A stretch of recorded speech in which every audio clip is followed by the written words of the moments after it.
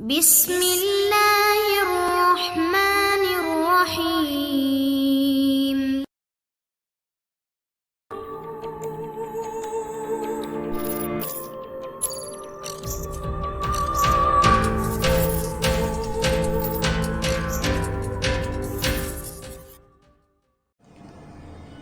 السلام علیکم دوستو، ابن صفی ناول جاسوسی دنیا، پہلا حصہ خونی ریشے۔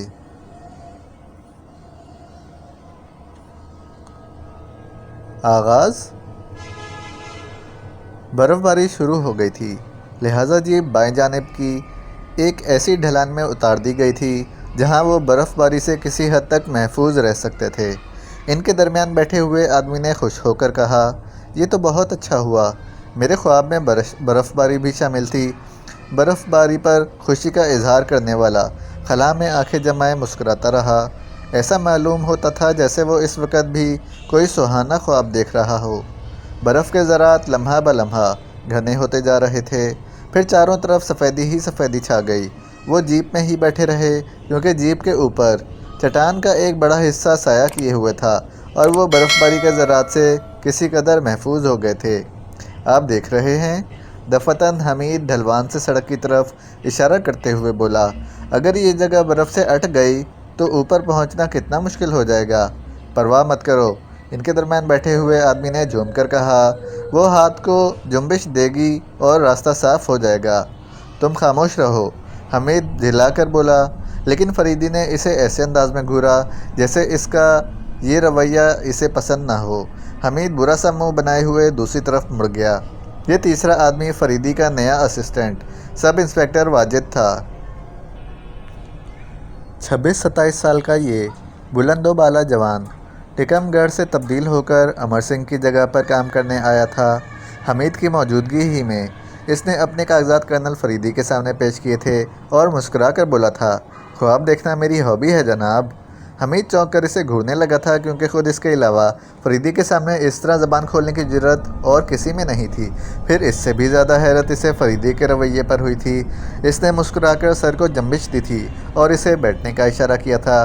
اس کے بعد تو دونوں کے درمیان ایسی بے سر و پا گفتگو شروع ہو گئی تھی کہ حمید بوکھلا کر کبھی ایک کی شکل دیکھتا تھا اور کبھی دوسرے کی، اور پھر ایک ہفتے تک وہ یہی سمجھتا رہا تھا کہ واجد کے روپ میں کوئی بدروح فریدی پر حملہ آور ہوئی ہے۔ وہ اس سے گھنٹوں بے سر و پا گفتگو کرتا رہتا۔ اس دوران میں ایک بار بھی کوئی ایسا موقع نہیں آیا تھا جب فریدی نے اس کی کسی بات کی تردید کی ہو۔ وہ کچھ بھی کرتے رہتے، حمید کی کان پر جوں تک نہ رینگتی، لیکن بہرحال اسے رینگنا پڑتا کیونکہ اس اوٹ پٹانگ گفتگو کا اختتام اس نامراد سفر کے تیاریوں پر ہوا تھا۔ واجد انہیں کسی نامعلوم منزل کی طرف لیے جا رہا تھا اور اب وہ ٹیکم گڑھ سے بھی گزر چکے تھے۔ حمید پچھلے واقعات پر غور کرتا رہا۔ سردی اتنی شدید تھی کہ اس کے ناک سن ہو کر رہ گئی تھی جسے وہ بار بار ہتھیلی سے رگڑنے لگتا تھا۔ برف باری بدستور جاری تھی۔ فریدی کے ساتھ رہ کر حیرت انگیز حالات سے دوچار ہونا کوئی نئی بات نہ تھی، لیکن واقعہ سراسر دیوانگی کی پیداوار تھا۔ بھلا یہ بھی کوئی بات ہوئی؟ واجد نے کہا کہ وہ خوابوں کی سرزمین پر ضرور قدم رکھے گا۔ آپ نے فرمایا، ضرور، میں بھی تمہارا ساتھ دوں گا۔ اور بس شفق شروع ہو گیا۔ ٹیکم گڑھ میں وہ ایک دن کے لیے ٹھہرے تھے۔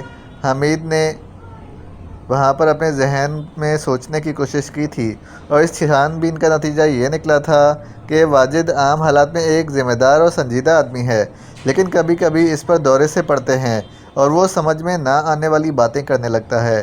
حمید نے یہ چھان بین فریدی کی لا علمی میں کی اور پھر اسے نتیجے سے آگاہ کرتے ہوئے بولا، سچ مچ آپ کا جواب نہیں ہے۔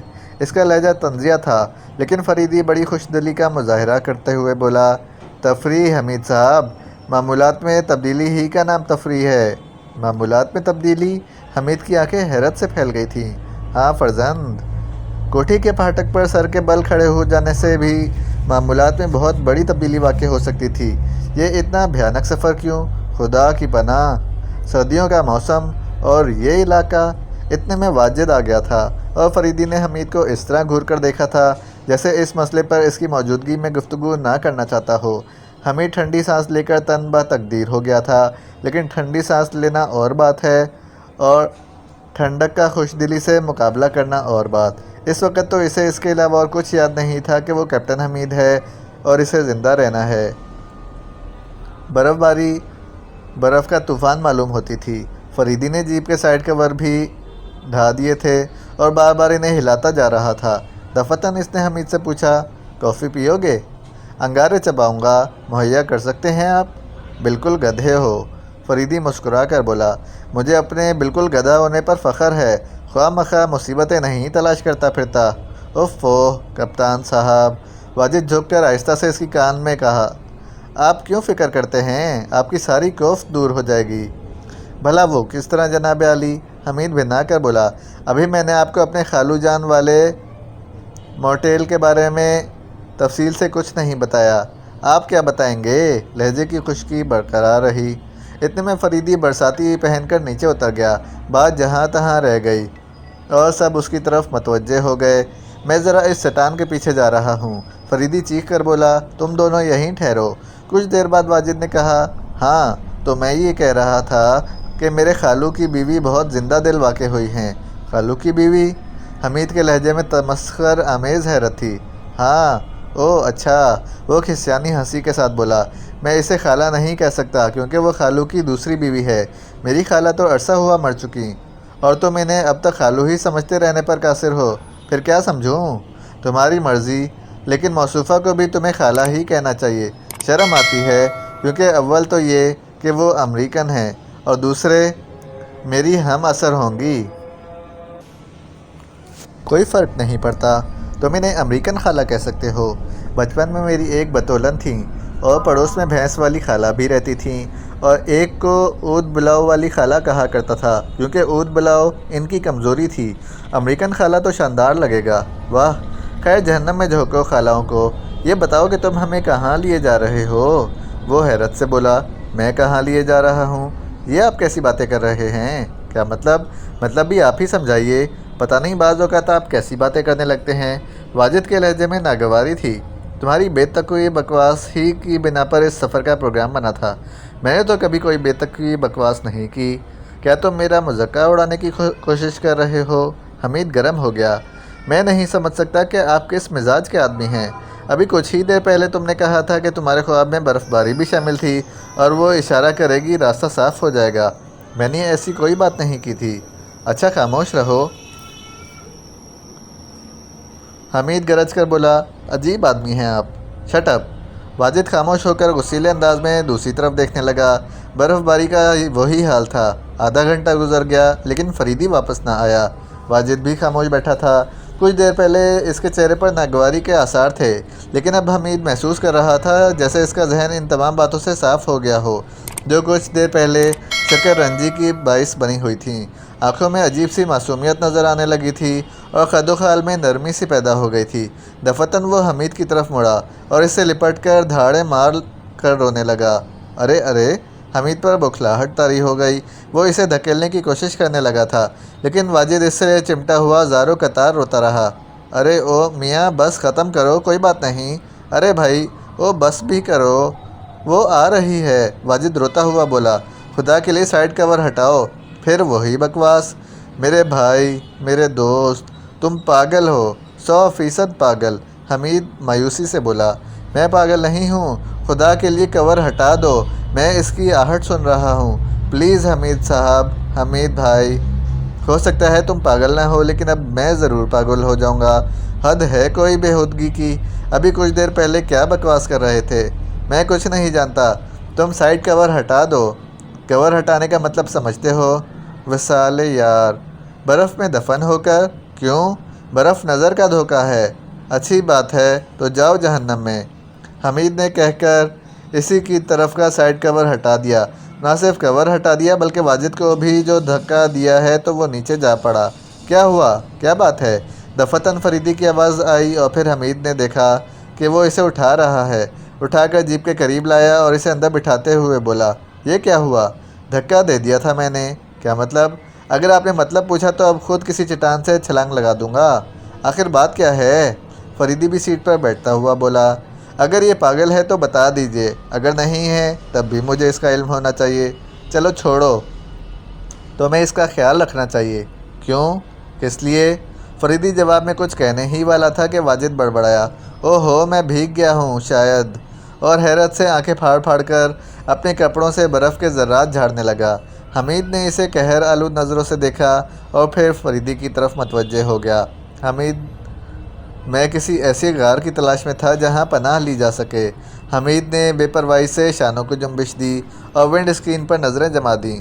برف باری کب تک ہوتی رہے گی؟ واجد نے جیسے خود سے سوال کیا۔ کوئی کچھ نہ بولا۔ وہ بڑبڑانے لگا، خالو کا موٹل زیادہ دور نہیں ہے، لیکن یہ مجبوری آ پڑی ہے۔ میں تمہاری خالہ سے ملنے کے لیے بہت بے چین ہوں۔ حمید کا لہجہ زہریلا تھا۔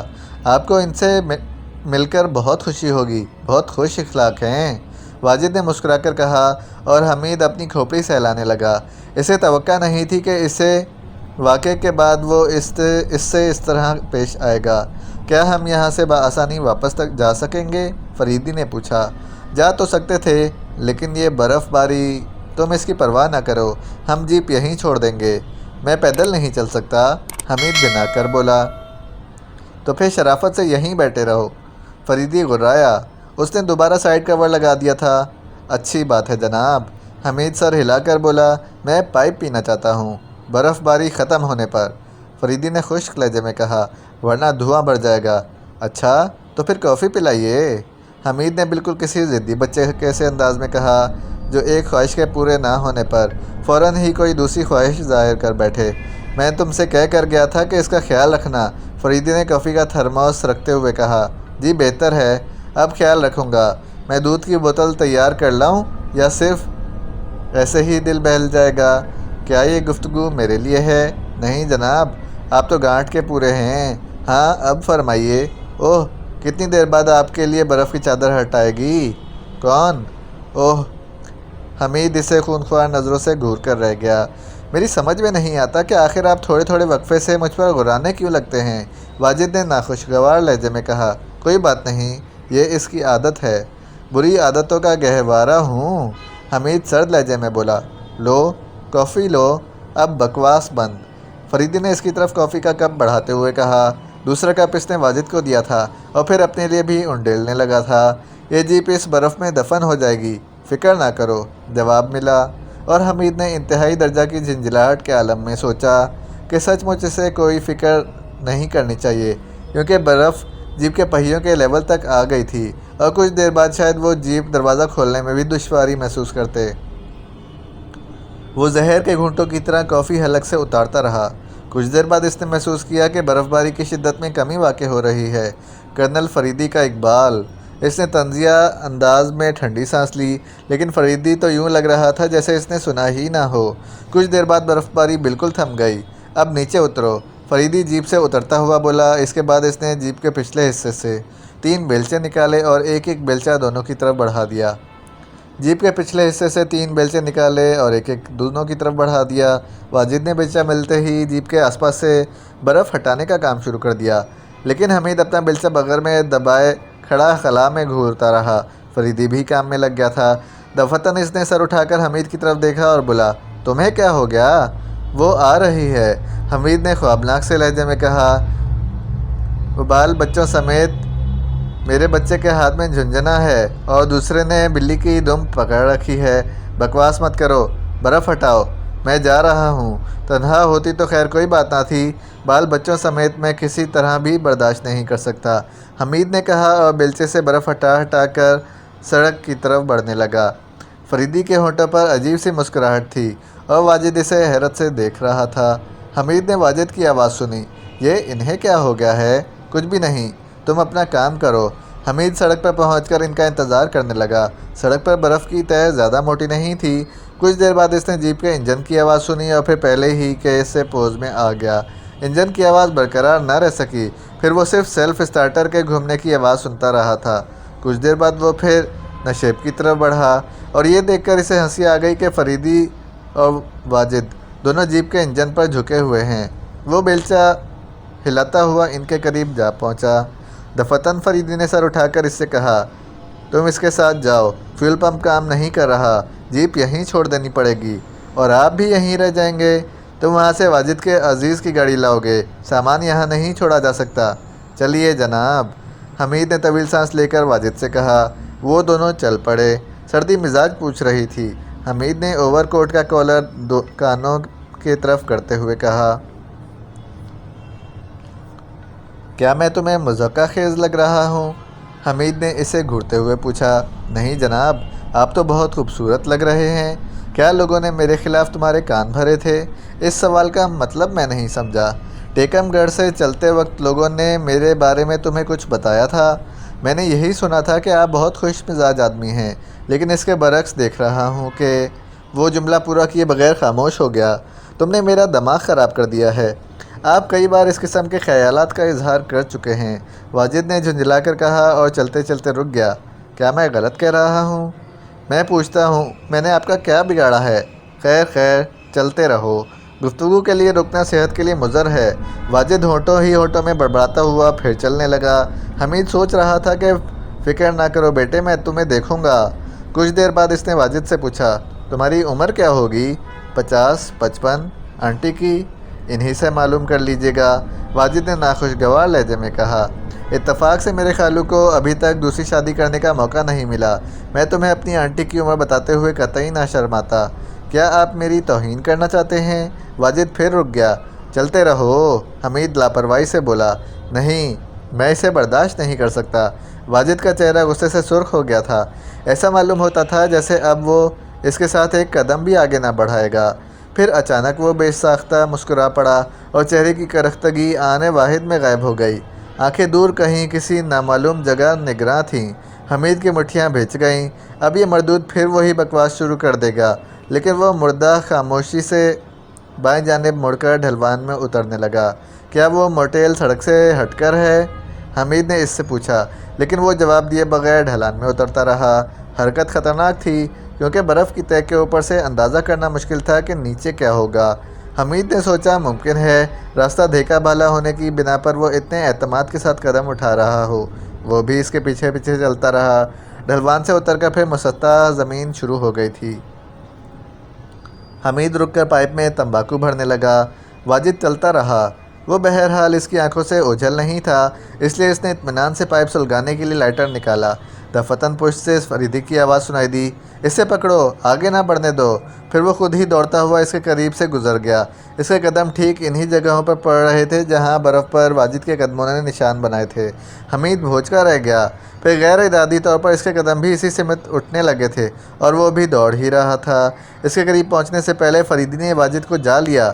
واجد آپے میں نہیں تھا، زبان سے تو کچھ نہیں کہہ رہا تھا، لیکن چلتے رہنے پر مصر نظر آ رہا تھا۔ فریدی کی گرفت سے نکل جانے کے لیے اس طرح مچل رہا تھا جیسے اس کی دخل اندازی پر اپنی کسی محبوب شے سے محروم ہو جانے کا اندیشہ ہو۔ حمید خاموش کھڑا حیرت سے انہیں دیکھتا رہا۔ واجد تھوڑی دیر تک تو خود کو فریدی کی گرفت سے چھڑانے کے لیے کوشش کرتا رہا، پھر آہستہ آہستہ اس کا یہ انداز جارحانہ روش اختیار کرنے لگا۔ حمید کی سمجھ میں نہ آ رہا تھا کہ یہ سب ہو کیا رہا ہے۔ فریدی تو جیپ کی نگہداشت کے لیے وہیں رک گیا تھا، پھر اس طرح انہیں غافل رکھ کر تعاقب کی کیا ضرورت تھی؟ اور اب یہ دیوانگی۔ اس وقت وہ دونوں ہی سے پاگل معلوم ہو رہے تھے۔ بالآخر فریدی نے اسے سینے پر گھٹنا ٹیک دیا۔ اوہ سر، اوہ جناب عالی، واجد کی گگیانے والی آوازیں گونجنے لگیں۔ آپ کیوں ہلاک کر رہے ہیں؟ فریدی اسے چھوڑ کر ہٹ گیا، اور نہ صرف ہٹ گیا بلکہ بڑے ہمدردانہ انداز میں اسے برف پر سے اٹھانے بھی لگا۔ کیا مجھے یہاں سے بھاگ جانا چاہیے؟ حمید پائپ کو جیب میں ڈالتا ہوا بڑبڑایا۔ اتنے میں اس نے فریدی کو کہتے سنا، تم چلتے چلتے گر گئے تھے، میں تمہیں اٹھا رہا تھا۔ ساتھ ہی وہ اس کے کپڑوں سے برف کے ذرات بھی جھاڑتا جا رہا تھا۔ دفتن حمید آسمان کی طرف منہ اٹھا کر چیخا، خداوند میں کیا کروں؟ وہ دونوں اس کی طرف متوجہ ہو گئے اور واجد بڑے گمبھیر لہجے میں بولا، کپتان صاحب میری سمجھ سے باہر ہیں۔ خدا کا شکر ادا کرو کہ کپتان صاحب بھی اپنی کھوپڑی سے باہر نہیں ہو گئے، فریدی نے شور مچانے کے انداز میں چیخا، ورنہ تم دونوں کی خبر گیری کون کرتا؟ غیر ضروری باتوں سے احتراز کرو۔ اور وہ لوگ پھر سڑک کی طرف مڑ گئے۔ یہ ہم کدھر نکل آئے؟ واجد چاروں طرف دیکھتا ہوا بولا، یہ کپتان صاحب شاید… ہاں کپتان صاحب ہی تمہیں ادھر لائے تھے، حمید نے سر ہلا کر کہا، ورنہ تم تو سیدھے اپنے خالو کی بیوی کی… شٹ اپ! فریدی کا لہجہ بے حد ناخوشگوار تھا۔ خاموشی سے چلتے رہو۔ حمید نے پھر جیب سے پائپ نکالا اور اسے سلگانے لگا۔ سڑک پر پہنچ کر فریدی نے رکنے کا اشارہ کیا اور بولا، تم دونوں یہیں ٹھہرو، میں جیپ لا رہا ہوں۔ تم دونوں خاموش رہے، وہ دونوں خاموش رہے۔ پھر فریدی ہی نے وضاحت کی، فیول پمپ ٹھیک ہے، اوور فلو ہو گیا تھا۔ فریدی جب کچھ دور نکل گیا تو واجد نے پرتشویش لہجے میں کہا، میں نہیں سمجھ سکتا کہ یہ سب کیا ہو رہا ہے۔ بھلا تم کس طرح سمجھو گے؟ حمید نے سوال کیا۔ میں کیا بتا سکتا ہوں؟ فکر نہ کرو، مستقل قریب میں تمہیں سمجھانے کی کوشش کروں گا، بس کسی طرح ایک چھت میسر آ جائے۔ ٹھیک 10 منٹ بعد جیپ ان کے قریب آ پہنچی۔ چلو بیٹھ جاؤ، فریدی نے ہاتھ ہلا کر کہا۔ اس کے علاوہ اور چارہ بھی کیا ہے؟ حمید برا سا منہ بنا کر بولا، تم ہوش میں رہو۔ اچھا؟ حمید چپ چاپ اگلی سیٹ پر بیٹھ گیا۔ واجد کو بیچ میں آنے دو۔ حمید بھنا کر اتر گیا، پھر واجد کے بیٹھ جانے پر دوبارہ بیٹھا۔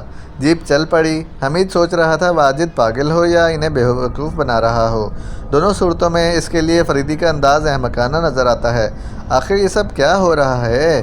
اس وقت واجد نے پھر اپنے خالو کی موٹیل کا ذکر چھیڑ رکھا تھا۔ خالو صاحب خاصے مالدار آدمی ہیں، لیکن امریکہ سے واپسی پر ان کا دماغ الٹ گیا ہے۔ آبائی کاروبار کو ترک کر کے موٹیل کھول بیٹھے ہیں۔ میرا خیال ہے کہ یہ سب کچھ اس عورت کے کہنے پر ہوا ہے۔ تمہاری مراد ان کی امریکن بیوی سے ہے؟ فریدی نے پوچھا۔ جی ہاں، بظاہر تو وہ بھی بے حد شریف معلوم ہوتی ہے۔ حمید نے ہونٹ سکوڑے لیکن کچھ بولا نہیں۔ اوہ، یہ لیجئے، ہم پہنچ گئے۔ واجد نے بائیں جانب اشارہ کر کے کہا۔ بائیں جانب لکڑی کے لٹھوں سے بنائی ہوئی ایک عمارت موجود تھی، جس کی دیواروں پر براؤن پینٹ کیا گیا تھا۔ اب آپ مجھے یہیں اتار دیجئے، ورنہ مجھے دیکھتے ہی وہ بھڑک اٹھیں گے۔ حمید نے اوپری ہونٹ بھینچ کر کہا، باتیں بعد میں ہوتی رہیں گی۔ فریدی نے کہا، تم جا کر 3 کمروں کا انتظام کرو، ہم دونوں گاڑی ہی میں رہیں گے۔ بہت بہتر جناب عالی۔ حمید سینے پر ہاتھ رکھ کر کسی قدر جھکتا ہوا بولا، ممنون ہوں آپ کا کہ آپ نے یہ خدمت میرے سپرد کی۔ اب دیدار کرنے والوں میں پہلا آدمی کہلایا جا سکوں گا۔ بہت بہت شکریہ۔ تم یہ کام ایک ذمہ دار آدمی کی طرح انجام دو گے۔ فریدی غرایا۔ حمید جیپ سے اتر چکا تھا۔ ہینڈل گھما کر اس نے عمارت کا صدر دروازہ کھولا اور اندر قدم رکھتے ہی اسے احساس ہوا یہ ایک بڑا ہال تھا جس میں میٹرو میکس لیمپ روشن تھے۔ وہ حمید کو سوالیہ نظروں سے دیکھے جا رہا تھا۔ آداب عرض کرتا ہوں جناب۔ تسلیمات، فرمائیے۔ مجھے اور میرے ساتھیوں کو 3 کمروں کی ضرورت ہے۔ میں شکاریوں کو کمرے نہیں دیتا، خشک لہجے میں کہا گیا۔ شکاری؟ حمید کے لہجے میں حیرت تھی۔ ہم شکاری نہیں ہیں، سرکاری ملازم ہیں، جیولوجیکل سروے کے سلسلے میں یہاں آئے ہیں۔ کاغذات دیکھے بغیر یقین نہیں کیا جا سکتا۔ کاغذات دیکھے بغیر یقین نہیں کیا جا سکتا۔ اتنے میں بائیں جانب کا دروازہ کھلا اور حمید کی آنکھوں میں ساتوں رنگ لہرانے لگے۔ ہال میں داخل ہونے والی ایک سفید فام غیر ملکی عورت تھی۔ کاغذات میرے آفیسر کے پاس ہیں، کہیں بھی ہوں۔ کاغذات دیکھے بغیر جگہ نہیں دے سکوں گا۔ کیا بات ہے؟ عورت نے موٹے آدمی سے پوچھا۔ کوئی بات نہیں، میں شکاریوں کو جگہ نہیں دے سکتا۔ یہ ہٹ درمی ہے ڈیئر، تم نہیں سمجھ سکتی۔ پچھلے سیزن میں بھی تو کئی شکاری یہاں ٹھہرے تھے۔ میں انہیں ذاتی طور پر جانتا تھا۔ کل تک آپ ہمیں بھی ذاتی طور پر جان جائیں گے، حمید نے بڑی شائستگی سے کہا اور عورت کی طرف ملتجیانہ نظروں سے دیکھنے لگا۔ کتنے آدمی ہیں؟ مجھ سمیت صرف 3 عدد، اور میں ان صاحب کو پہلے ہی بتا چکا ہوں کہ ہم لوگ پیشہ ور شکاری نہیں، سرکاری ملازم ہیں، جیولوجیکل سروے کی غرض سے ادھر آئے ہیں۔ آپ کوئی بھی ہوں اور کسی بھی غرض سے آئے ہوں، کیا فرق پڑتا ہے؟ تم خاموش بیٹھو، تم کبھی اچھے بزنس مین نہیں بن سکو گے، موٹا کھا جانے والی نظروں سے اپنی بیوی کو دیکھتے ہوئے بولا۔ سامان اور ساتھی کہاں ہیں؟ لیسلی نے حمید سے پوچھا۔ وہ باہر ہیں، میں انہیں لاؤں گا۔ 3 کمرے؟ جی ہاں، میں جانتا ہوں ان طرف سے پہلے بھی میرا گزر ہو چکا ہے، بس تو پھر جائیے۔ کوئی آدمی مدد کے لیے بھی چاہیے۔ یہ مشکل ہے جناب، اپنے سارے کام آپ کو خود انجام دینے پڑیں گے۔ ہمارے ہاں یہاں صرف سیزن ہی میں ملازم ہوتے ہیں، آج کل ادھر کون آتا ہے؟ اکرام شکاریوں کے کمرے دینے کے خلاف ہیں، لہٰذا سردیوں میں ہاتھ پر ہاتھ رکھے بیٹھنا پڑتا ہے۔ اچھا محترمہ، بہت بہت شکریہ۔ حمید احتراماً کسی قدر جھک کر بولا اور موٹے کی طرف دیکھ کر کہا، آپ بالکل مطمئن رہیں جناب، آپ کو ہماری ذات سے قطعاً کوئی تکلیف نہ ہوگی۔ باہر آ کر وہ اس مقام کی طرف بڑھا جہاں جیپ روکی گئی تھی، لیکن وہاں تو سناٹا تھا، جیپ کا کہیں پتہ نہ تھا، البتہ اس کی واپسی کے نشان برف پر بہت واضح تھے۔ کیا مصیبت ہے؟ وہ پیشانی پر ہاتھ مار کر بڑبڑانے لگا۔ ہال کی گرم فضا سے باہر آیا، اس لیے سردی پہلے سے کئی گنا زیادہ محسوس ہو رہی تھی۔ اب کیا کرنا چاہیے؟ اس نے سوچا، اگر تنہا واپس گیا تو موٹے آدمی کے اندیشوں میں مزید اضافہ ہو جائے گا۔ شاید وہ 1 منٹ کے لیے بھی اس کا وجود برداشت کرنے کو تیار نہ ہو سکے۔ آخر وہ گئے کہاں؟ وہ چند لمحے کھڑا سوچتا رہا، پھر عمارت کی طرف واپس ہوا۔ ہال میں لیسلی کاؤنٹر سے ٹیک لگائے بیٹھی تھی اور اس کا رخ صدر دروازے ہی کی طرف تھا۔ حمید قریب پہنچ کر بولا، شاید وہ نشاندہی کے لیے اسی وقت جھنڈا گاڑنے کے لیے کھڑے ہوئے ہیں۔ تھوڑی دیر بعد واپس آ جائیں گے، تو آپ بھی ان کے ساتھ ہی تشریف لائیے گا۔ موٹا گرایا۔ اکرام پلیز، لیسلی اس کی طرف مڑ کر بولی۔ خاموشی عقلمندی کی علامت ہے، تم جانو۔ موٹے نے غصیلے انداز میں شانوں کو جنبش دی۔ لیسلی پھر حمید کی طرف متوجہ ہو گئی تھی۔ یہ سروے کس قسم کا ہے جناب؟ اس نے حمید سے پوچھا۔ ان اطراف میں پلیٹینم کی کانیں موجود ہیں۔ جی پلیٹینم؟ موٹے کی آنکھیں حیرت سے پھیل گئیں۔ جی ہاں، اس میں کسی شبہ کی گنجائش اب نہیں رہی۔ اب سے کیا مراد ہے آپ کی؟ جدید ترین آلات نے یہاں پلیٹینم کی نشاندہی کی ہے۔ اگر یہ سچ ہے، موٹا مضطربانہ انداز میں بڑبڑایا۔ حمید اس کے موڈ کی تبدیلی کا بغور جائزہ لے رہا تھا۔ دفتن موٹے نے آگے جھک کر پوچھا، آپ جانتے ہیں کہ آس پاس کی زمینوں کا مالک کون ہے؟ مجھے علم ہے کہ وہ خوش نصیب آپ ہی ہیں۔ آپ کا خیال درست ہے، لیکن اگر اس میں صداقت ہے تو پھر میری پوزیشن کیا ہوگی؟ آپ کو ان زمینوں کا معاوضہ ادا کر دیا جائے گا۔ یہ تو کچھ بھی نہ ہوا تو پھر رائلٹی کے اصول پر معاملہ طے کر لیجیے گا۔ خیر دیکھا جائے گا۔ شدت جذبات سے موٹے کی آواز کانپ رہی تھی۔ اس نے لیسلی سے کہا، انہیں سب سے زیادہ آرام دہ اور 3 کمرے دکھا دو، جیسے بھی ہوں گے گزارا کر لیا جائے گا۔ میں فی الحال یہیں ٹھہر کر اپنے ساتھیوں کا انتظار کرنا چاہتا ہوں۔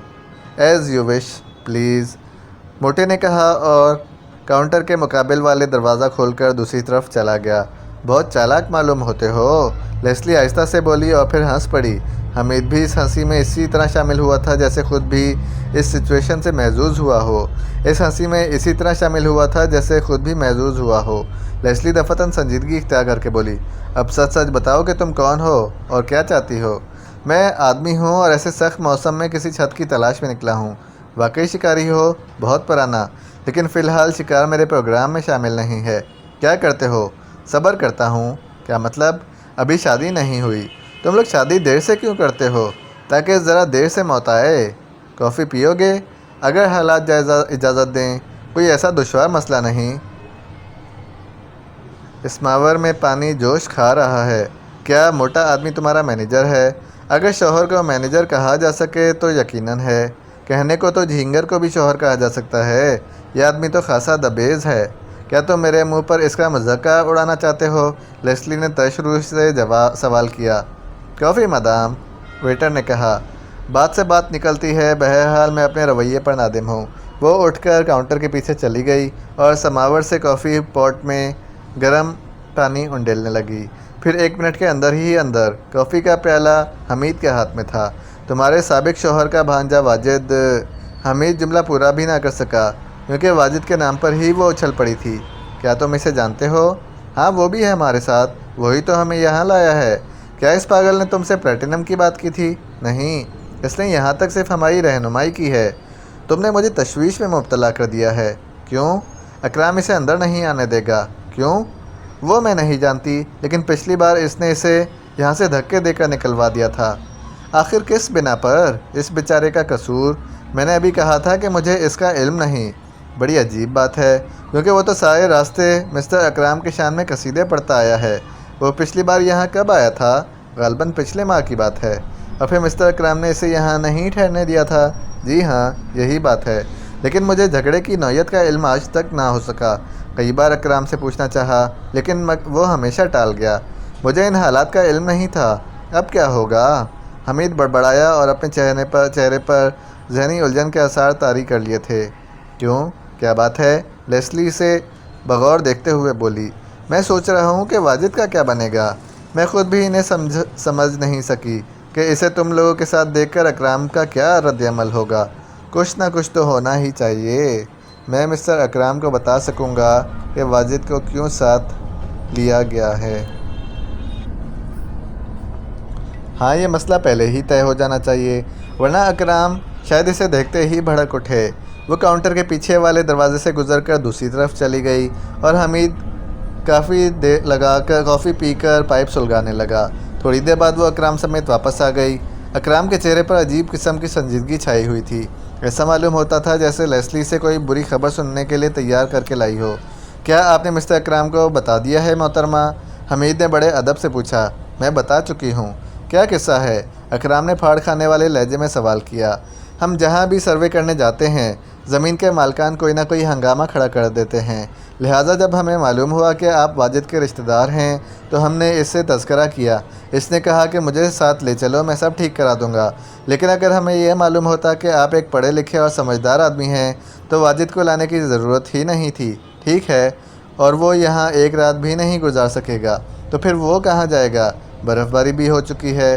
سوال یہ ہے کہ وہ لوگ میری اجازت حاصل کیے بغیر جھنڈیاں کیوں گاڑنے لگ گئے ہیں؟ 100% اسی مردود کی شرارت ہے۔ اگر اس کی خالہ مر گئی تو اس میں میرا کیا قصور؟ میں بھی اس کے ساتھ دفن ہو جاتا، دوسری شادی نہ کرتا۔ اوہ، معلوم ہوتا ہے رنجش کی خلیج بہت وسیع ہے، بہت زیادہ۔ وہ CID کا انسپکٹر ہونے کا غرہ کھاتا ہے۔ میں بھی دیکھوں گا کتنے پانی میں ہے۔ اکرام خاموش ہو کر ہانپنے لگا، پھر بولا، ہو سکتا ہے اسی نے پلیٹینم والی ہوا چھوڑی ہو، مجھے ان زمینوں سے محروم کرا دینے کی اسکیم بنائی ہو۔ نہیں جناب، ایسی کوئی بات نہیں۔ زمینوں کے متعلق ہوائی چھوڑنے سے کچھ نہیں ہوتا۔ ماہرین طبقات ارض اس کا تصفیہ کرتے ہیں۔ بدنام کرنے کے لیے انہوں نے کوئی کسر نہیں چھوڑی تھی۔ میں نہیں سمجھا۔ سنیے جناب، میں دل کا برا نہیں ہوں۔ میری نظروں میں اس کی وہی وقت تھی جو اس کی خالہ کی زندگی میں تھی، لیکن اس نے کینہ پروری کی حد کر دی۔ کیا کوئی بہت ہی نامناسب حرکت اس سے سرزد ہوئی تھی؟ حرکت نہیں، کمینہ پن کہیے۔ اگر مناسب سمجھیے تو مجھے بھی بتائیے۔ کیا بتاؤں؟ حد درجے مضحکہ خیز بات ہے۔ پھر بھی 1 ماہ قبل وہ یہاں مقیم تھا اور اس نے آصف زدگی کی اداکاری شروع کر دی تھی۔ اوہ، کچھ غیر ملکی بھی ٹھہرے ہوئے تھے، ان کے ساتھ عورتیں بھی تھیں۔ وہ خائف ہو کر دوسرے ہی دن یہاں سے رخصت ہو گئے۔ میں واجد کی اداکاری کی نوعیت بھی معلوم کرنا چاہوں گا۔ تم بتاؤ، موٹے نے لیسلی سے کہا۔ مجھے پھر غصہ آ گیا ہے اور میرا دماغ قابو میں نہیں۔ ٹھیک اسی وقت کسی نے باہر سے صدر دروازے پر ٹھوکریں مارنی شروع کی۔ اوہ، کون ہے؟ موٹا زمین پر پٹک کر گرایا۔ حمید صدر دروازے کی طرف بڑھتا چلا گیا، ہینڈل گھما کر دروازہ کھولا۔ کرنل فرید واجد کو دونوں ہاتھوں پر اٹھائے کھڑا تھا۔ واجد کی آنکھیں بند تھیں اور وہ گہری گہری سانسیں لے رہا تھا۔